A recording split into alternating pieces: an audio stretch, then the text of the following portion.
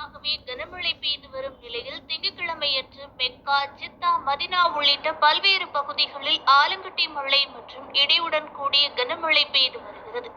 இந்த வானிலையானது இன்றும் நீடிக்கும் என்பதால் நாட்டின் தேசிய வானிலை ஆய்வு மையமானது பல பகுதிகளுக்கு ரெட் அலர்ட் விடுத்துள்ளது. மேலும் கனமழை காரணமாக விமான போக்குவரத்து பாதிக்கப்பட்டுள்ளதாக அதிகாரிகளும் தெரிவித்துள்ளார்கள். இதனால் விமானம் தாமதம் ஏற்படுவது குறித்து அதிகாரிகள் பயணிகளுக்கு தற்போது ஆலோசனைகளையும் வழங்கி வருகிறார்கள்.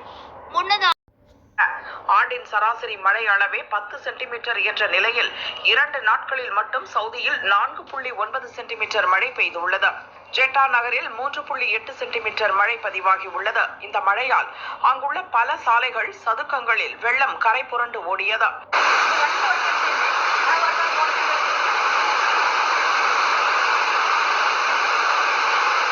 மழை வெள்ளத்தால் சாலைகள், வீட்டின் அருகே நிறுத்தியிருந்த கார்கள் வெள்ளத்தில் அடித்துச் செல்லப்பட்டன. இன்னும் நாடு முழுவதும் பல இடங்களில் பலத்த மற்றும் மிதமான மழை பெய்ய வாய்ப்பிருப்பதாக